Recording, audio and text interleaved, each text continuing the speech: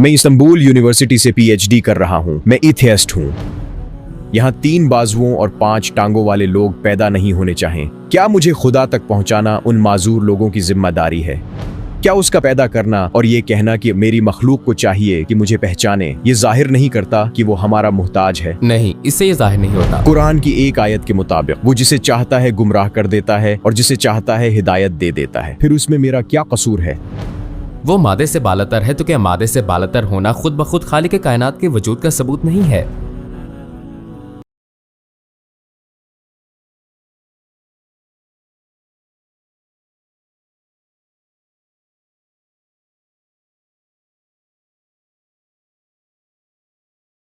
करते हैं, स्टूडेंट हैं या काम करते हैं? मैं इस्तांबुल यूनिवर्सिटी से पीएचडी कर रहा हूँ। क्या आप किसी पर ईमान रखते हैं? मैं एथीज्म और फलसफे को मानता हूँ। मैं एक लंबे अरसे तक मुसलमान रहा, आम से अंदाज में, फिर लंबे अरसे तक डीइस्ट रहा, अब मैं एथीस्ट हूँ। किस बात से आप कायल हुए कि कायनात का कोई खालिक नहीं है? क्या आपको कोई सबूत या इशारा मिला? रिलीजन्स के मुताबिक खालिक कायनात हर शख्स का जाती खुदा है।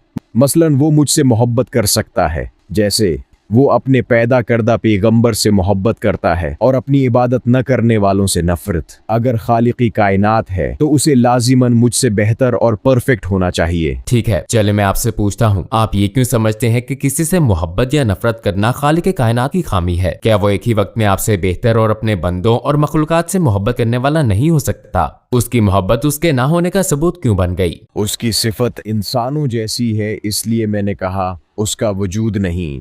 आपने कहा इंसानों जैसी। यहाँ मसला ये है कि खुदा लोगों को जाती अहमियत देता है, हम में सखावत भी मौजूद होती है। आपके ख्याल में ये चीजें हमें क्यों दी गईं? क्योंकि इन एहसासात के साथ हम उसे समझ सकते हैं, हम अपने खालिक को पहचान सकते हैं। इन सिफात का इंसानों जैसा होना हकीकी नहीं है, उसने सिर्फ हमें एहसासात दिए हैं ताकि हम कंपेयर कर सकें। लेकिन जाहिर है ये एहसासात एक दूसरे से मुख्तलिफ होते हैं, हम उसकी जात का सिर्फ अकली अंदाजा लगा सकते हैं।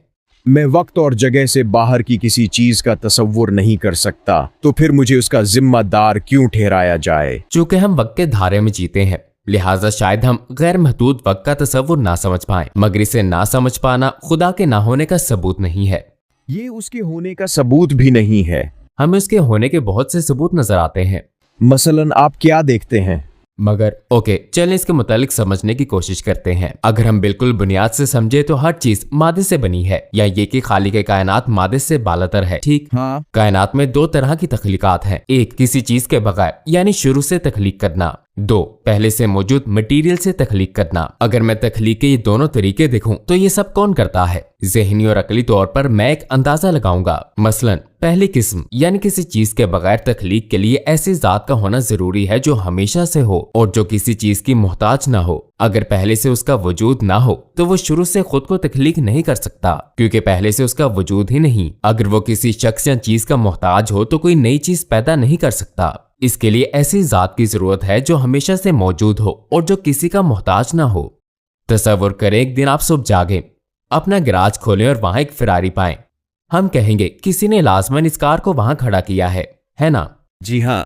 क्यों? क्योंकि हम जानते हैं कि फिरारी खुद से वहां पैदा नहीं हो सकती। इस बात को कोई भी आसानी से समझ सकता है। और अगर कायनात शुरू से वजूद में आई है तो हम कहेंगे कि ये किसी के एक्शन के बगैर खुद वजूद में नहीं आ सकती। हम कहेंगे ये वो जात है जो वक्त की कैद से आजाद है, जिसका हमेशा से वजूद था और जो किसी की मदद का मोहताज नहीं। अगर हम मादे को देखें तो वो बदलता रहता है। आप लॉ ऑफ एंट्रोपी जानते हैं। इसमें क्या होता है? मादा आहिस्ता आहिस्ता खत्म हो जाता है। जो चीज खत्म या तब्दील हो जाए वो हमेशा बाकी नहीं रह सकती, क्योंकि हमेशा रहने वाली चीज गैर महदूद, ना बदलने वाली और मुस्तकिल होती है। फिर मादे में वो खसूसियात भी नहीं है जिनकी मैं बात कर रहा हूँ, हमेशा बाकी रहना और किसी का मोहताज ना होना। हमने बिग बैंग से क्या समझा? मादा किसी चीज के बगैर वजूद में आया। कायनात फैल रही है। अगर कायनात फैल रही है तो टेप रिवाइंड करने पर क्या होगा? कायनात सिकुड़कर एक नुक्ता रह जाएगी और हम इब्तदा पर पहुंच जाएंगे। लिहाजा मादा खुद ये सब नहीं कर सकता था। दूसरा ये कि हम मटेरियल्स इकट्ठा करके एक इमारत खड़ी कर सकते हैं। दूसरे अल्फाज में ये दूसरी किस्म किस्म की तख्लीक है, मसलन मुसलसल तख्लीक और रोजाना लाखों मखलूकात का पैदा होना। ये तामीराती सरगर्मियां है। बिल्डिंग बनाने के लिए 4 खसूसियात लाजमन इकट्ठी होनी चाहिए। कौन सी?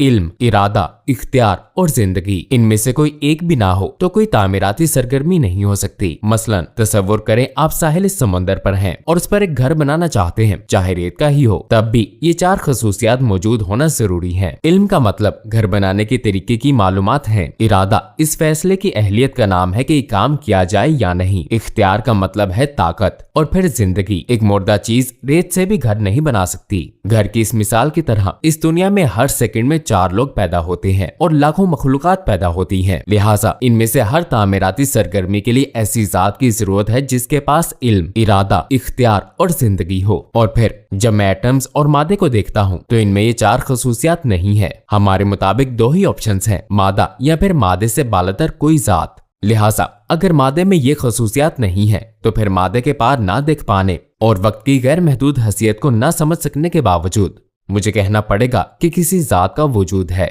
रोजाना 3,85,000 बच्चे जो इल्म, इरादा, इख्तियार और जिंदगी का हामिल है, जो वक्त और जगह की कैद से आजाद है और जो किसी चीज का मोहताज नहीं है, जो गैर फानी और हमेशा बाकी रहने वाला है, जो चीजों को इब्तिदा से तख्लीक करता है, वही है जो तामीराती सरगर्मियों के साथ दोनों तरह की तख्लीकात करता है। आप क्या कहते हैं? जैसा कि हमने पहले कहा था, ये काम करने वाला या तो मादा है या खालिक कायनात। क्या मादे का नाहल होना खालिक कायनात के वजूद का सबूत नहीं है? क्या आपका इशारा इस आयत की तरफ है कि खुदा ने कहा हो जा तो वो हो गई? हमने 2 तरह की तख्लीक के बारे में बात की। मेरा कहना यह है कि खालिक कायनात को दोनों पर इख्तियार है। कायनात का वजूद नहीं था, फिर उसने इब्तिदा से इसे तख्लीक किया। खुदा स्टेप बाय स्टेप तख्लीक कर रहा है। अगर हम सेब को देखें तो हम बीज बोते हैं, फिर वो बीज फौरन सेब नहीं बन जाता है ना? हाँ जी। अब खुदा उसे आहिस्ता आहिस्ता तख्लीक करता रहता है, यहाँ तक कि बीज सेब बन जाता है। आपके बोए हुए बीज का ताल्लुक बायोलॉजी के कवानीन से है। अगर माहौल मुनासिब हुआ तो कॉम्पल फूट जाएगी और वो बढ़ने लगेगा, फिर दरख्त बनेगा और उस पर फल लगेंगे। अगर माहौल ठीक न मिले तो वो नहीं बढ़ेगा। इसमें खालिक कायनात का क्या किरदार है? ये एक अच्छा सवाल है। आपने यहाँ एक चीज पर गौर नहीं किया। जिन चीजों को हम कवानीन कहते हैं वो दरअसल नाम है जो हमें खुदा के कायनात तख्लीक करने और इसे चलाने के बारे में बताते हैं। मसलन हम कहते हैं कवानीन अप्लाई किए जाते हैं और फिर बीज को फल बनने तक वक्त लगता है। दर हकीकत ये कवानीन उस तरतीब का नाम है जो हमें